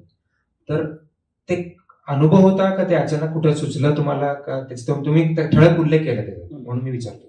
तर त्याचं कसं झालं ते? त्याचा अनुभव पण होता, हा. अभ्यासात पण आलं हा. आणि जाणवलं पण. कारण एकतर म्हणजे मी ससेक्स मध्ये जेव्हा हा कोर्स केला ना, त्यावेळेस ती कोर्स डिरेक्टर जी होती ती नायला कबीर नावाची बांगलादेशी मुस्लिम महिला आहे. बरं. पण ती आजही जगातल्या 100 अशा लोकांपैकी आहे ज्यांनी सगळ्या जगभराच्या जेंडर पॉलिसीजना इन्फ्लुअन्स केले. मोठा त्याच्यावर परिणाम खूप आहे तिच्यावर लिखाण. आणि मला म्हणजे हे भाग्य आहे की तिच्याकडून मला हे शिकायला मिळालं. पहिल्या दिवसातल्या वाक्य होतं, if you have to empower women you have to engage men in dialogue. म्हणजे महिलांचं सक्षमीकरण करायचं असेल तर पुरुषांना त्या संवादात घेतलं पाहिजे. पुरुषांना बाजूला ठेवून महिलांचं सक्षमीकरण एखादं उदाहरण देऊन सांगा का, समजून? हो, सांगते ना. म्हणजे कारण मी इथे पुरुषांची भूमिका महत्वाची आहेत म्हणालात ना, भूमिका नाही, त्यांना डायलॉग मध्ये संवादात घेतलं पाहिजे, त्यांना बाजूला ठेवता येत नाही, हे तिने सांगितलं. आणि त्याच्या आधीच म्हणजे मी जेव्हा तिथे गेले 97 साली, त्याच्या 4 वर्ष आधी मी पुण्यामध्ये कर्ज द्यायला सुरुवात केली होती. आणि मी पहिल्या दिवसापासून कुटुंबाला बरोबर घेऊन जायचं ही भूमिकेत होते. ती का होती ती माझ्या वैयक्तिक अनुभवातून पण होती. मी माझ्या आई वडिलांचं दोघांचं एकत्रित काम बघितलं होतं. माझे पती आणि मी एकमेकांना कशा प्रकारे सपोर्ट करत होतो. ज्योतिबा सावित्रींपासून आपल्याकडे उदाहरण आहे. त्याच्यामुळे ते नवरा बायकोचं एक जोडीने कार्य पाहिजे हे मला मनात कुठेतरी होतं. आणि एका महिलेला आपण जेव्हा विनातारण कर्ज देतोय तेव्हा तिच्या नवऱ्याला ते समजून सांगितलं पाहिजे, असं माझा बेसिक कॉमन सेन्स फक्त. त्यामुळे मी पहिल्या दिवसापासून महिलांना कर्ज देताना पतीसह बोलवायचे. म्हणजे सुरुवातीला काही महिलांनी हे पण सांगितलेलं की नवऱ्याला घेऊन यायचं असेल तर आम्हाला नको. मी म्हटलं नाही घेतलं तर चालेल, यायचं तर नवऱ्यासकट यायचं. मग काही जणी म्हणायच्या ते दारू पितात, दुसरी बाई ठेवली आहे, जे असेल ते असेल, मला त्याच्याशी बोलायचं आणि यायचे मग नवरे. मी पण घरी जायचे, त्यांच्या प्रश्न विचारायचे ते, आणि मी त्यांना समजून सांगायचे की हे कर्ज आता ही तुमची पत्नी घेते, तुम्हाला हे माहितीये का की ह्या तिच्या बरोबर ह्या 4 जण आहेत, त्या सगळ्यांना ती जामीनदार आहे, हे तुम्हाला कळलंय का?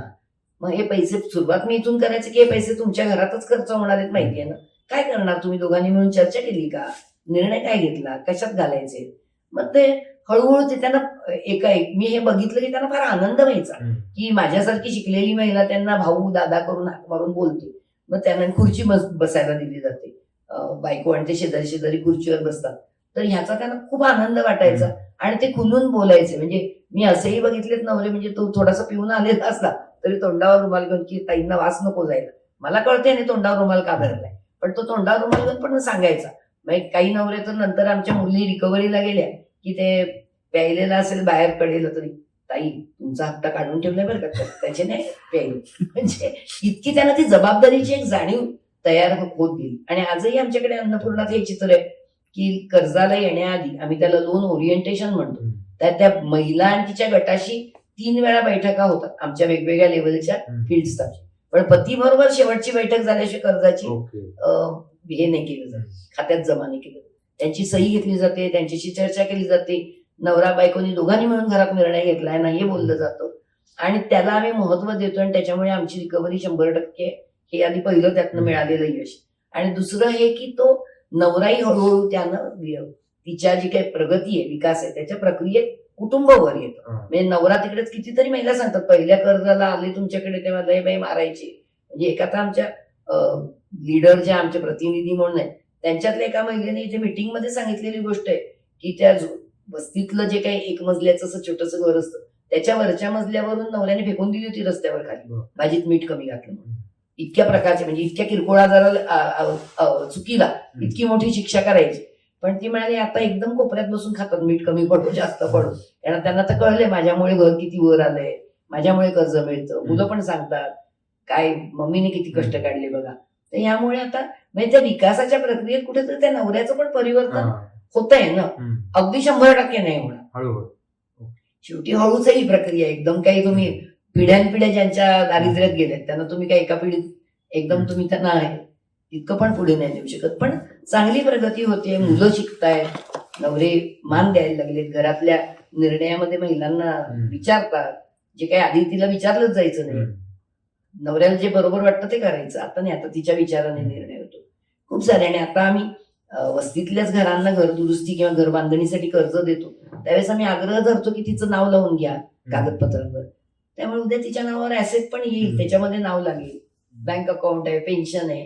पेन्शन मध्ये उलट महिलांच्या नावाने खातं उघडतो आणि विचारतो नवऱ्याला घ्यायचंय का. नवरे आनंदाने सहभागी होतात, म्हणजे तुझा मृत्यू आधी झाला तर नवऱ्याला पेन्शन मिळेल, त्याचा झाला तरी तुला मिळेल, अशा पद्धती पेन्शन योजनेत सुद्धा आम्ही शेवटपर्यंत नवऱ्याला धरूनच तिला ठेवले. त्यामुळे चांगला त्याचा आम्हाला विकासाचा प्रत्यक्ष अनुभव पण आणि शिकले पण, आणि त्याच्यात विकासाच्या त्या पथावरती कुटुंबाचा विकास होतो हे नक्की आमचा अनुभव आहे.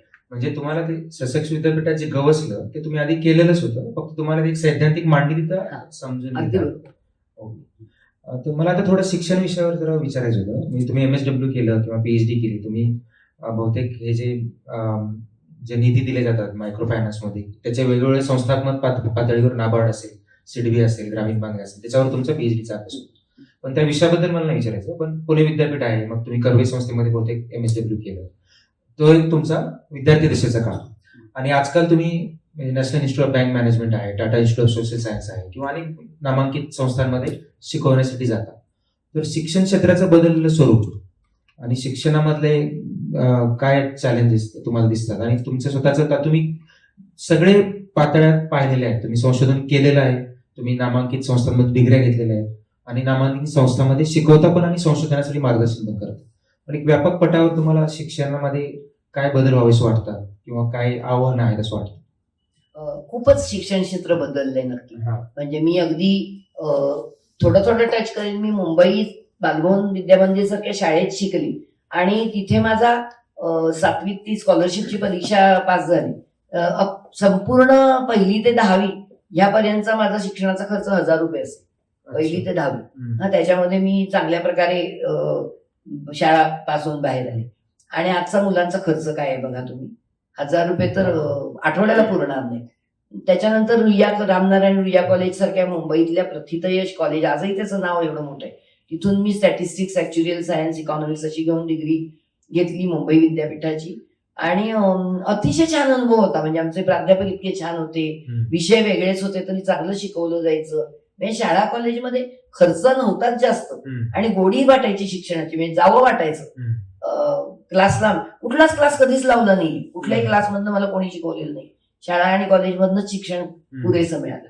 तर हा एक अनुभव. आणि आज तुम्ही बघा मुलांना शिकवणीचा वर्ग लावल्याशिवाय काही करता येतं का? खर्च किती आणि ते शिकवणी वर्ग किती.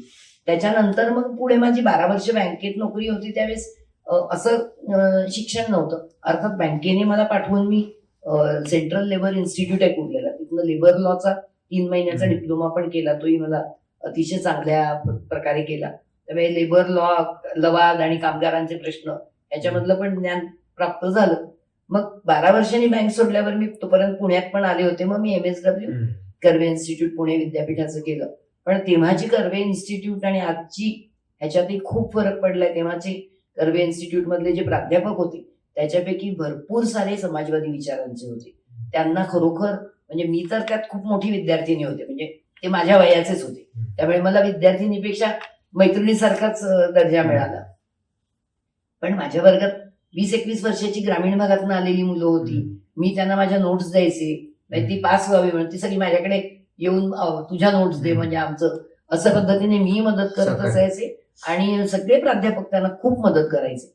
म्हणजे त्यांची जी धडपड असते ग्रामीण भागातल्या विद्यार्थ्यांची, त्याच्यातून त्यांना पुढे आणण्यासाठी आम्हाला सगळ्यांना तळमळ वाटायची. आता ते चित्र पूर्ण तीच इन्स्टिट्यूट आहे, म्हणजे सार्वत्रिक चित्र आहे अगदी. म्हणजे पण आता काही कोणाला पडलेलं नाही, तो येऊ दे, कष्ट करू दे, ती पोरगी काय त्यांचं डिग्री घेतात, बाहेर जातात, नाहीये ती इन्व्हॉल्वमेंटच नाहीये, प्राध्यापकांची नाहीये, मॅनेजमेंटची नाहीये.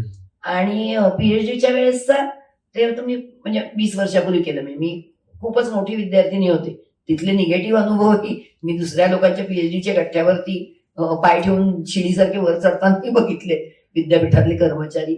आणि मनाशी म्हणायचे ते माझे थिसीस तिकडे पडलेला असेल आणि त्याच्यावर बुटाचे पाय देऊन चढणार एक दिवशी. पण मी म्हटलं मला माझ्या कामासाठी हा अभ्यास करणं गरजेचं आहे. मी जेवढी मोटिवेटेड होते ते पूर्ण करू शकले. आता काल परवा मी पेपरमध्ये बातमी वाचली, रिसर्च क्षेत्रात इतकी घट आहे, कोणी पीएचडी करायलाच पुढे होत नाहीये. केवढी निराशा आहे, केवढी माघार आहे, केवढी म्हणजे मागे मागे चाललोय आपण शिक्षण क्षेत्रात. आणि इन्स्टिट्यूटमध्ये प्राध्यापकांमध्ये ती त्या प्रकारची गुंतवणूक दिसून येत नाही. आता एक शेवटचं सांगते, म्हणजे मी जिथे जिथे जाते त्याच्यात NIBM आहे किंवा NIA national insurance academy, NIBM तिथे खूप रेग्युलरली आता जात नाही, पण मायक्रो फायनान्स, मायक्रो इन्शुरन्स याच्यावरती शिकवलेले अर्थात ते प्रोफेशनल कोर्सेस असतात आणि तिथे भरपूर बँक मॅनेजर्स किंवा इन्शुरन्स मॅनेजर्सच येतात. त्यामुळे तिथलं वातावरण आपण शिक्षण क्षेत्राची तुलना नाही करू शकणार. ते एक शॉर्ट टर्म ट्रेनिंग असतं. पण टाटा इन्स्टिट्यूट सारखी संस्था आहे किंवा कर्वे इन्स्टिट्यूट सारखी, यांचे विद्यार्थी आमच्याकडे येतात. किंवा याच्या MBA ची कॉलेजेस आहेत, आपलं SP जैन आहे, नरसिंह मंजी आहे, त्यांचे विद्यार्थी येतात, फॉरेनहून येतात. आणि 20 वर्षाचा विद्यार्थी आमच्याकडे प्रशिक्षण किंवा फील्ड ट्रेनिंग करता येत आहेत ना, त्याच्यातही बदल झालेला दिसून येतोय. म्हणजे आता टाटा इन्स्टिट्यूटमध्ये इतके डेडिकेटेड प्राध्यापक आहेत आजही, पण प्रचंड प्रमाणात त्याच्यामध्ये राजकीय हस्तक्षेप सुरू आहे. प्रचंड प्रमाणात त्या इन्स्टिट्यूटवर एक प्रकारचा कब्जा करणं किंवा त्यांना विशिष्ट प्रकारचे कार्यक्रम विशिष्टच पद्धतीने घ्यायला लावणं आणि फील्डवर प्लेसमेंट बद्दल पूर्णपणे अनास्था. म्हणजे जी काही तुम्ही एखादी प्रोफेशनल डिग्री असते MSW किंवा MBA, ते नुसतं डिग्रीने नाही ना, त्यांना ऍक्च्युली अशा संस्थांमध्ये अनुभव, एक्सपोजर मिळालं पाहिजे. त्याबद्दल धोरणात्मक अनास्था ही इतकी वाढली आहे की ह्या शिक्षण क्षेत्राबद्दलचा एकूणच ही मागे मागे जी वाटचाल चालली मला चिंताजनक वाटते. आणि ह्याच्यात धोरणात्मक बदल पाहिजे अगदी. म्हणजे मी एक जरा परखड मत सांगेन, जर राजकीय नेते म्हणून आपण गणेशोत्सव मंडळांचे नेते आणि दहीहंडीचे नेते जर निवडले तर देशाचं काय होईल ते चाललंय. हे नेते कुठून यायला पाहिजे, कुठल्या प्रकारच्या एक्सपोजर मधून यायला पाहिजे, तर त्यांना स्वतःला शिक्षण आणि त्या शिक्षणाबद्दल जाण असेल तरच त्यांना आस्थाच नाहीये. रँकिंग घसरलं ते मुद्दा फार तुम्ही महत्वाचा पकडला, कारण ओव्हरऑल दर्जा विद्यापीठाचेच नाही सगळीकडेच शिक्षण क्षेत्रामधल्या अचिव्हमेंट रँकिंग घसरलेली. आता आपण मुलाखतीच्या शेवटाच्या काही प्रश्नांकडे आलोय. त्याच्यामध्ये एक तुम्ही खूप तळमळीने आणि कळकळीने मुद्दा तुमच्या पुस्तकात मांडला आणि त्याच्यामध्ये खूप जाणवलं तो मुद्दा की समाजामध्ये जे पसरलेली अंधश्रद्धा आहे त्याच्यामध्ये तुम्ही खूप ओपनली व्यक्त झाला. तर ते चित्र बदलत का नाही? म्हणजे अंधश्रद्धा आधुनिक तंत्रज्ञान विज्ञानाच्या प्रसारावर वाढतच चाललंय किंवा त्याच्यामुळे होणारे बळी, त्याच्यामुळे होणारं शोषण वाढतच चाललंय. काही कायदे झाले, काही चळवळी होतात, पण तरी सुद्धा ज्या प्रमाणावर ते व्हायला पाहिजे आधुनिकीकरणाबरोबर कमी व्हायला पाहिजे अंधश्रद्धा, ते होत नाही. तुमच्यावर तुमचं काय वाटतं? त्याला आता सध्या राजकीय अधिष्ठान लाभलेलं आहे आताच्या काळात. आणि जर डॉक्टर नरेंद्र दाभोलकरांसारख्यांचा खून केला जातो आणि त्यांचा खुनी शोधण्यामध्ये इतक्या अडचणी येतात, त्यांच्या मागोमाग कॉम्रेड पानसरे असोत, गौरी लंकेश, डॉक्टर कलबुर्गी, हे लागोपाठ आपण झालेले खून बघितले आणि ते केवळ अंधश्रद्धेच्या विरुद्ध बोलत होते. यासाठी त्यांना ओपनली चॅलेंज करून केले गेलेले खून आहेत. आणि त्यामुळे ह्या अंधश्रद्धेला मोठं राजकीय अधिष्ठान लाभलेले असं मी म्हणेन. हे कदाचित मत काहींना पटणार नाही. आणि मला स्वतः म्हणजे मी अंधश्रद्धा निर्मूलनाची मला प्रत्यक्ष अन्नपूर्णाच्या कार्यामुळे सगळीकडेच खूप सहभाग नाही घेता आला, पण मी आजही दरवर्षी डॉक्टर नरेंद्र दाभोलकरांच्या नावाने जे 20 ऑगस्टला मार्च निघतो, शक्य असेल तर मी जाते. डॉक्टर हमीद मुक्ता यांच्याशी संपर्कात असते, अविनाश पाटील सुद्धा. आणि मला तो प्रश्न खूप कळकळीचा वाटतो. आणि एवढे मोठे कायदे डॉक्टर दाभोलकरांनी पास करून घेतले. पण कसं आहे ना, तुम्ही सरकारी पातळीवरच जर तुम्ही आता मनुस्मृती शिकवायला निघालाय किंवा तुम्ही जर का डार्विनचा सिद्धांत मग डार्विनचा सिद्धांत कुठे राहिला आणि आपण आलोय कुठे? आणि आता आपण जर विद्यापीठांमध्ये होम हवनापर्यंत गेलो आणि राष्ट्रपती आदिवासी किंवा दलित असतील तर त्यांना अमुक एका पूजेला तिकडे बसवलं जात नाही. ह्या पद्धतीची जर सरकारी पातळीवरून जर का तुम्ही समाजातल्या अंधश्रद्धा, रूढी, जातपात ह्या सगळ्याला तुम्ही आता बढावाच देताय, असं चित्र आहे. अशी कशी दूर होणार अंधश्रद्धा? त्याच्यामुळे मी तर संपूर्णपणे अशिक्षित महिलांच्यात आयुष्यभर काम केलं आणि मी त्यांच्यात नेहमीच मी अंधश्रद्धा दूर करण्याबद्दल जेवढं काही मला पसरवता आलं तेवढं पसरवलं. मी उदाहरण सांगते की अन्नपूर्णाचं मी काम 8x8च्या खोलीत घरात सुरू करून पहिलं ऑफिस घेतलं ते स्लम मध्ये घेतलं होतं कर्वेनगरला. आहे तो सगळा प्रवास यात. नंतर शुभम इथे हायवेला एक बिल्डिंग घेतली, ती कमी पडली, ही घेतली. एकाही बिल्डिंग मध्ये आम्ही वास्तू शांती केलेली नाही, कधीच केली नाही. मी सांगून करत नाही.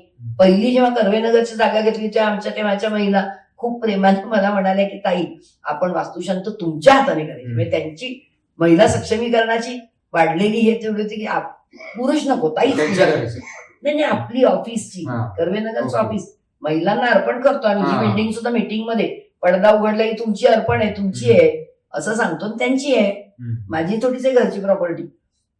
तर ते कर्वेनगरचं तेव्हा काय आम्हाला असं स्क्रीनवरती वगैरे नाही, पण तेव्हाचे जे काही मेंबर होते 1000-1200-1500 त्यांना बोलवून जे दाखवलं ते आम्हाला आता ह्याची आपण वास्तुशांत करायची, पण म्हणजे पुरुषाच्या हाताने नाही, तुमच्या म्हणजे त्यांची महिला सक्षमीकरणाची अल्टिमेट भावना कुठे की ताई बाई असून ताईंच्या हाताने पूजा म्हणून करायचीच नाही. माझ्याही हाताने करायची, पुरुषाची नाही. का कशाला करायची पूजा? नाही वास्तू शांत होते. म्हटलं वास्तू कधी खराब असते? वास्तू शांतच असते. आपण चांगलं काम केलं की शांत राहते वास्तू. आपण वाईट कामं थोडीच करणार. आपण काय इकडे दारू विकणार आहोत का? आपण इकडे काय जुगार अड्डा खेळणार आहोत का? आपण महिलांच्या सक्षमीकरणाचं काम, वास्तू एकदम शांत राहणार. त्या दिवशी मी ती प्रार्थना लिहिली, हे मंदिर मानवतेचे फुलं वाहूया इथे श्रमाचे. आणि जी आतापर्यंत आम्ही गांधी जयंती होती 2 ऑक्टोबरला आम्ही उद्घाटन केलं त्या जागेचं, कर्वेनगरची आमची झोपडीची जागा. आणि तिथे सगळ्या महिलांना एक फुल एक पेढा दिला, वास्तुशांत कशी करायची नाही याच्याबद्दल भाषण दिलं आणि आनंदाने गेले. आणि त्याच्यानंतर कितीतरी महिलांनी सांगितलं आम्ही घर बांधलं पण आम्ही नाही वास्तुशांत केली, नाही आम्ही पूजा नाही केली. कशाला भटजीला पैसे द्यायचे?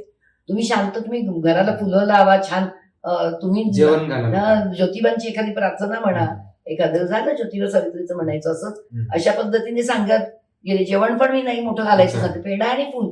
कशाला कर्ज काढून जेवण कशाला घालायचं?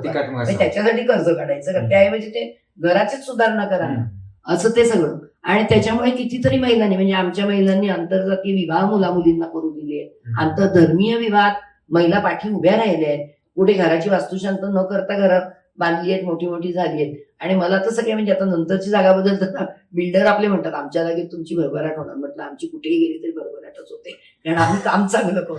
आमचं काही त्या जागेमुळे होतं असं नाही. पण तरी तुमच्या एका ठिकाणी सांगितलं की जसं महिला किंवा कष्टकरी महिला म्हणायच्या किंवा म्हणतात की तुमच्या हाताला बरकत आहे, की ताईच्या हातातून कर्ज आलं तर त्याला बरकत मिळते. तर तो गैरसमज पण तुम्ही दूर करायचा की माझ्या हाताला बरकत काही नाही, तुमचे मेहनतीचे पैसे. आणि तो अण्णा तुम्हाला लुटत होता ना, ते फक्त मी वाचवले आणि ते आपण मिळून वाचवले. तुम्ही म्हणून मग एकजूट एक म्हणून तुम्ही बरोबर होतात म्हणून वाचले. आणि ते तुम्ही एक एकट्या अण्णाकडे गेला की परत तेवढं त्यांची ती भावना म्हणून बरोबर होतं, पण त्यातला तो गैरसमज तुम्ही दूर केला की मला तुमचे मेहनतीचे पैसे तुम्ही. मी तुम्हाला सांगते, मी अशा घरात वाढले की देवघरही नव्हतं माझ्याकडे. घरात देवीचा एक फोटो नव्हता घरात, माझ्या आई वडिलांकडे, माझ्याही घरात नाही. माझ्या घरात फक्त विठोबा रखुमाई आहे, ते मला आवडतात, पण मी काय त्यांची रोज पूजा बिजा नाही करत.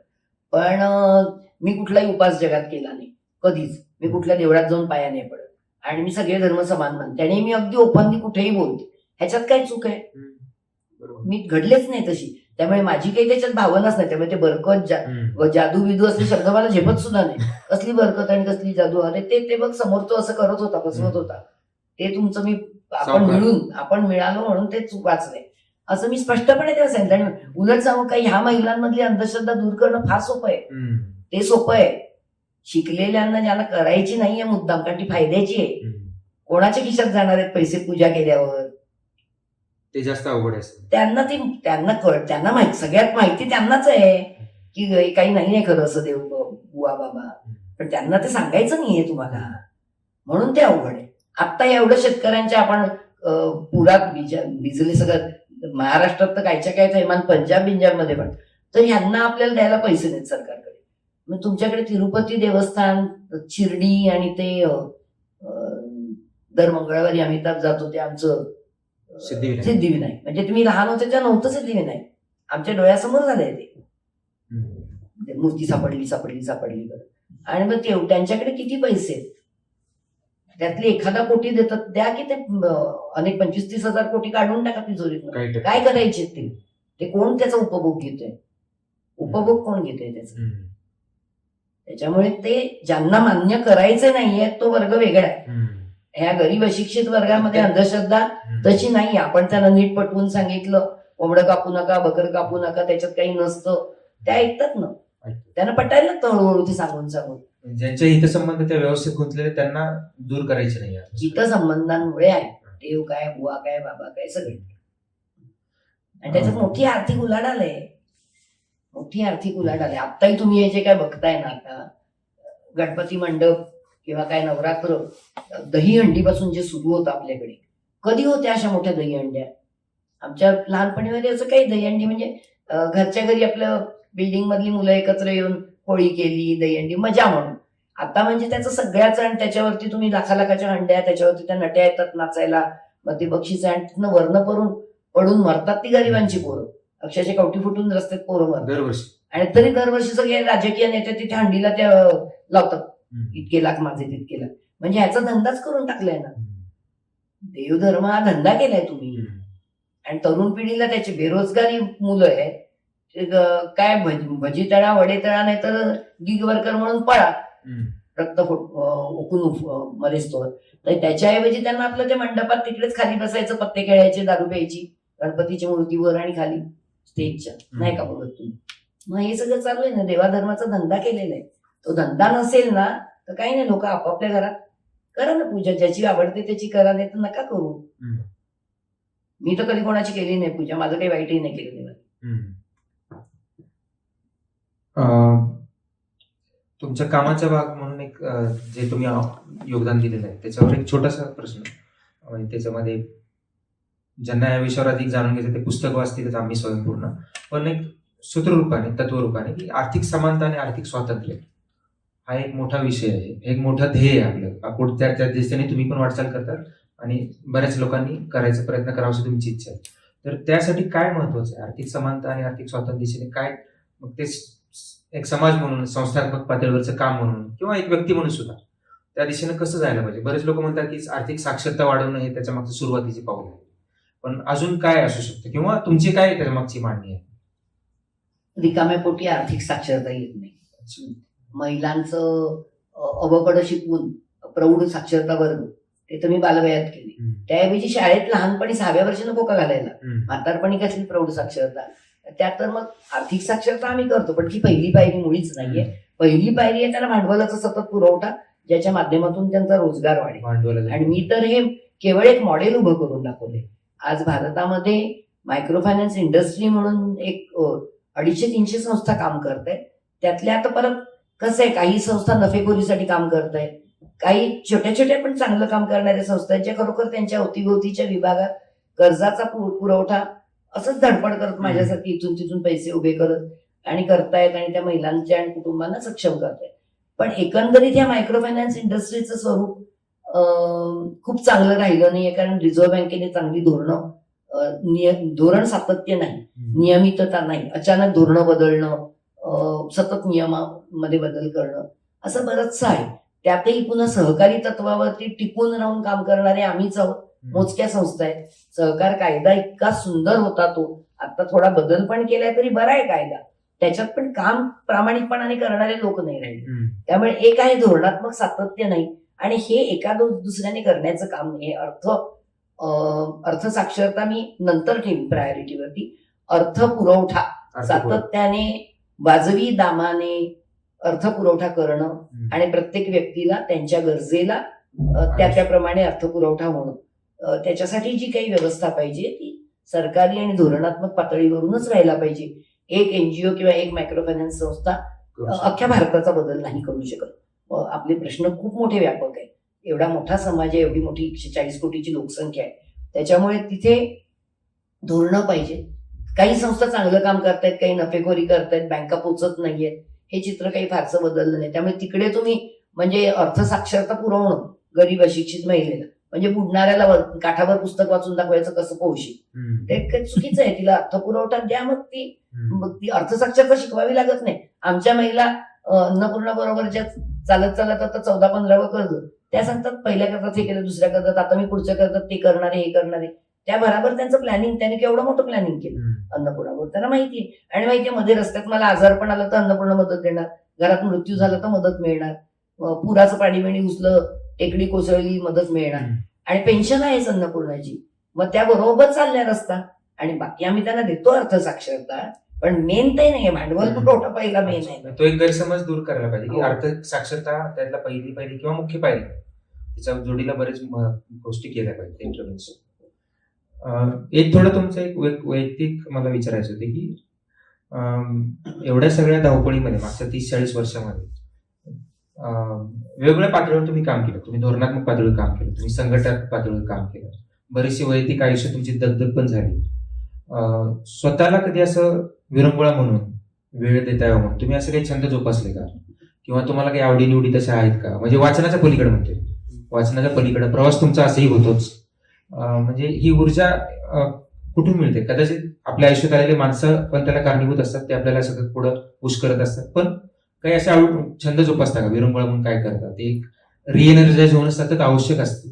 किंवा विशेषतः मी प्रश्न काय विचारतोय की सामाजिक क्षेत्रातली काम करणारे कार्यकर्ते जे कोणी तुमची मुलाखत पाहत असतील, तर त्यांच्यासाठी आजकाल मानसिक आरोग्य हा खूप मोठा प्रश्न बनून राहिलेला आहे. त्यांनी स्वतःच्या मानसिक आरोग्याची पण काळजी जास्त करणं आवश्यक आहे. तर त्या माध्यमातून सुद्धा तुम्ही काय सांगाल त्या कार्यकर्त्यांना, त्या लोकांना, कसं स्वतःला हे करावं, एनर्जाइज ठेवावं? मी छंद आणि विरंगुळा जर म्हटला ना, तर आता माझ्या आयुष्यात विरंगुळ्याला वेळच इतका कमी राहिलेला आहे मागच्या खूपच वर्षात. हे ज्या ज्या क्षेत्रात मी उतरले, आणि हे फायनान्सचं क्षेत्र आहे, आणि ते गरीब लोकांच्या, त्यामुळे धकाधकी खूप झाली. छंद म्हणाल तर मला स्वतः म्हणजे काव्यसंग्रह एक प्रकाशित झालेले, अजून 2 प्रकाशित होतील एवढ्या लिहिलेल्या कविता आहेत. त्यामुळे मला लिखाण, मी लेख लिहिते अधूनमधून, ब्लॉग लिहिते, पण फार फार कमी. मला लिखाणाची आवड आहे, मला कवितांची आवड आहे. मी चित्रकला अतिशय चांगली काढत होते. आताही माझ्या घरात माझी पेंटिंग आहेत थोडीशी जुनी लावलेली. आता ते सगळं आता काही नातींबरोबर खेळताना थोडी चित्र काढली तर एवढीच. आता तो तसा मला वेळच मिळत नाही. पण हे छंद मी बाजूला, मला गायचा छंद होता. मी जय जय महाराष्ट्र माझा मी पट्टीच्या आवाजात गात होते. मी नाटकाचे प्रयोग केलेले आहेत. ह्याचे मुलगी झालीचे प्रयोग सगळ्या बायकांच्या सोसायटीत. ज्योती मापसेकर माझी चांगली मैत्रीण आहे. भरपूर गोष्टींची आवड होती, ते छंद बाजूला ठेवावे लागले, नाहीतर मग मला हे नसतं करता आलं. पण मी त्याचं कधी दुःख वाटून घेतलं नाही. मी टीव्ही कधीच बघत नाही, मला टीव्ही बघायला कधीच वेळ मिळत नाही. त्याचंही दुःख वाटून नाही घेतलं. मी काही गोष्टी नक्की करते. एक तर पहिलं, मानसिक आरोग्य माझं छान राहतं. ह्याचं कारण मी स्वतः अतिशय सकारात्मक आहे. मी दिवसातलं जे काही निगेटिव्ह असतं ते तिथेच सोडते. उद्याचं पॉझिटिव्ह मला सतत रोज आतूनच मला ऊर्जा येते. माझ्या अजून हे करायचंय ते करायचंय अशी माझं येत राहते ऊर्जा. दुसरं म्हणजे माझ्या जीवनाचा जोडीदार हा माझा सगळ्यात प्रथम कॉम्रेड आहे, मित्र आहे. त्यामुळे आम्ही रोज संध्याकाळी बसून बोलतो, सगळे विषय बोलतो, कुठे काही आडपडदा नाही ना. त्याला माझ्यापासून आहे, माझा नवरा 73 वर्षाचा, मी 65 वर्षाची. अजिबात आडपडदा नाही आमच्यामध्ये. त्यामुळे आमचा मुलगा सून नाती आम्ही तितकेच मोकळेपणाने एकमेकांसोबत बोलतो, वागतो. त्यामुळे तो एक कुटुंबातला मोकळेपणा, आणि कुटुंबात जी मानसिक उतरवण होते काही लोकांची, आणि वेगवेगळंच चालू असतं काही कुटुंबांमध्ये. आणि हल्ली खूप झालाय तो तुटकपणा. टीव्ही बघत किंवा आपलं काय ते मोबाईलवरती बघत लोक जेवत असतात, तो प्रकार आमच्याकडे नाही. आम्ही एकत्र असतो तेव्हा सगळे एकत्र गप्पा मारतो, मजा करतो. म्हणजे रोजच असं नाही वेळ मिळत, पण प्रवास करतो. मी रोज सकाळी माझा 1 तास व्यायाम असतो, आणि त्याच्यामध्ये आता शारीरिक काही व्याधींमुळे फिजिओथेरपी पण करावी लागते, ते व्यायाम, शिवाय वॉक, या सगळ्या वेळात माझ्यासोबत गाणी असतात. सकाळी संगीत चालू असतं माझं, वेगवेगळं ऐकते मी सगळ्या प्रकारचं, आणि त्या नादात माझं चालू असतं. सकाळी 1 तास तो स्वयंपाकाच्या सूचनाही चालू असतात, इकडे ऑफिसचेही व्हॉट्सअप चालू असतात, पण तो 1 तास सकाळचा ऊर्जा, गाणी, व्यायाम, शारीरिक व्यायाम, त्याचा उपयोग होतो. मी काही मेडिटेशन वगैरे करत नाही, मी काही कुठले नमस्कार चमत्कार काही करत नाही. सकारात्मक जे आवडतं, आणि मला असं वाटतं संगीत हे खूप जास्त सकारात्मक. मी सगळं ऐकते, मला सगळं. मला क्लासिकल आवडतं. मी सवाई गंधर्व अजूनपर्यंत किमान एकतरी गाणं ऐकायला जाते, रात्रीचं काय 10 वाजून 11 वाजून. नाट्यसंगीत, गझल, जुनं सिने संगीत, सगळं माझ्याकडे स्टॉक असतो. जे काय त्या दिवशी मूड येईल, काय लागेल ते वाजवायचं. नवीन काहीतरी आलेलं असतं. आणि इथल्या अन्नपूर्णा परिवारातल्या लोकांच्या मानसिक आरोग्यासाठी काय करतात म्हणजे असं एक तुम्ही अन्नपूर्णात आता आज तुम्ही आलात पण ऑफिस बघितलं नाही इथलं, किंवा आमचं मुंबई ऑफिस किंवा ब्रांच ऑफिस. तुम्ही जर आमची टीम बघाल, खूप काम करतात. आता काय 8 वाजेस्तोवर इतर ऑफिसमध्ये काही कोणी थांबतं का? आमचं तो छान माझी मुलाखत ऐकत बसलाय विचारते, पण तुम्ही त्यांच्या चेहऱ्यावर ताण बघणार नाही, रडके चेहरे बघणार नाहीत अन्नपूर्णात, आणि सगळे आनंदाने काम करतात. तर ह्याचं कारण सकारात्मक ऊर्जा म्हणजे हे विचार ते सतत ऐकतच असतात. कामाचं इकडे भरपूर प्रेशर आहे, भरपूर टार्गेट्स आहेत इकडे, सगळ्यांना करावीच लागतात. त्याच्याशिवाय एवढा मोठा गाडा चालणारच नाही. की काय 200-250 कोटीची उलाढाल अशी आपोआप माझ्या तोंडच्या वाफेवर नाही चालत. प्रत्येकाला त्याच्यामध्ये वाटा उचलायलाच लागतो आणि काम करतात भरपूर. पण काय माहितीये ना, ह्यामध्ये जे काही मी रुजवू शकले, एक म्हणजे पारदर्शकता आहे. इथे काम करताना कोणालाही असं वाटत नाही माझी काहीतरी फसवणूक चालली आहे, मला काहीतरी माहिती नाहीये, जे काय होईल त्याचा फायदा ताईच घेतील किंवा इतर कोण, हे नाहीये. त्यांना सगळ्यांना माहिती आपल्याला सगळ्याचा वाटा छान आपल्याला मिळतोय. पारदर्शकता आहे, डेमोक्रेसी आहे. म्हणजे मी 2 माझी तत्व आहेत, पारदर्शकता आणि लोकशाही तत्व. त्यामुळे प्रत्येकाला मीटिंगचे फोरम्स आहेत, त्या मीटिंगमध्ये प्रत्येकाला व्यक्त होण्याची जागा आहे. त्यामुळे आमची सगळी टीम सगळ्या विषयावर त्यांची मतं मांडतात. एकत्र आम्ही वार्षिक ट्रिप पण काढतो, त्यावेळेस मजाही करतात. आणि म्हणजे सर्व प्रकारची ज्यांच्या ऊर्जा सकारात्मकपणे वापरली जाते अशी इथे एक यंत्रणा उभी आहे. आणि एकत्रित टीमवर्कच्या माध्यमातून ते सगळे एकमेकांना पण चांगले जोडलेले आहेत. त्यामुळे सगळ्यांना इथे सपोर्ट मिळतो, ऊर्जा मिळते. खरोखरच्या त्यांच्या आर्थिक किंवा या विवंचना असतील त्याला सोल्युशन्स आहेत. त्यामुळे छान वातावरण आहे. म्हणजे आमच्याकडे इथे मानसिक आजाराने कोणी त्रस्त काही नाही. आमचे सगळे आनंदाने काम. नक्कीच, म्हणजे त्या अँगलनी नाही विचारलं मी, पण ते ऊर्जा कशी येते तेच विचारायचं तुम्हाला. ती आतूनच येते. कसं आहे, आणि तुम्ही जगाकडे कशा नजरेने बघता दृष्टिकोन. आणि मी तुम्हाला एक सांगू का, म्हणजे सगळ्यात शेवटी हे जरा मजेचं वाटेल, पण माझ्या मनामध्ये साने गुरुजींचं खरा तो एकची धर्म जगाला प्रेम अर्पावे हे इतकं लहानपणी रुजले की ते माझं मी गुणगुणच असते. माझ्या मनात ते सारखं असतं. म्हणजे त्याच्यामुळे मला असं खूप असा भयंकर राग वगैरे कोणाचा येत नाही. खूपच वेड्यासारखं कोणीतरी वागलं तर मी त्यावेळेस पुरतो ओरडते, मग मी नंतर सोडून देते. त्याला विचारायला नाही कळत काय करायचं त्याचं. त्यामुळे असं तो जगाबद्दलचा एक राग असं पोटली असं नाहीच आहे. म्हणजे मी खूप छान जगले. त्यामुळे त्रास कामाचा घ्यावाच लागतो. तुम्ही जर मोठं ध्येय उचललं तर तुम्हाला त्याचा त्रास काढावा लागेल, पण असं काही मला तो त्रास वाटत नाही. आणि छान मी सांगते नाही, या सगळ्या अशा छोट्या छोट्या गोष्टी असतात. मला आत्ताही असं फुलं फुलपाखरू वगैरे बघितलं की मजा वाटते, आनंद वाटतो. मी असं माझ्या गच्चीतून असं बघून फोटो काढते कशाचा तरी. या अशा छोट्या छोट्या गोष्टीतला पण आनंद घेता आला पाहिजे ना आपल्याला. सारखंच असं काही संकट उचलल्यासारखं डोक्यात. तर खूप खूप छान. खूप बरं वाटलं तुम्हाला बोलून, आणि छोट्या छोट्या गोष्टीतला आनंद आणि त्याचबरोबर मोठी स्वप्न घेऊन पुढे जाण्याचं धाडस, एक हिंमत बरोबर असावी, असं एक तुमच्या बोलण्यातून आम्हाला मिळालं. तर मला वाटतं सुरुवातीला मुलाखतीची सुरुवात तुमच्या साने गुरुजी कथामालेपासून झाली होती लहानपणाची. शेवट पण तुम्ही त्याच पद्धतीने केला. खरा तो एकच धर्म जगाला प्रेम अर्पावे. मला वाटतं हेच काम अन्नपूर्णा परिवार करत आहे. सगळ्यांचे संसार सांभाळत आहे, प्रेम देत आहे, मानसिक आरोग्य सांभाळत आहे आणि अनेक आयुष्यांना उभारी देत आहे, आणि ते पुढे करत राहील. तुमच्या तब्येतीला पण शुभेच्छा, आमच्या या संस्थेला पण भरभराटीचे शुभेच्छा. आणि सगळ्यांनी अन्नपूर्णापासून बऱ्याच गोष्टी शिकण्यासारख्या, अवलंबण्यासारख्या आहेत, त्यासाठी सुद्धा प्रेक्षकांना शुभेच्छा. धन्यवाद. धन्यवाद.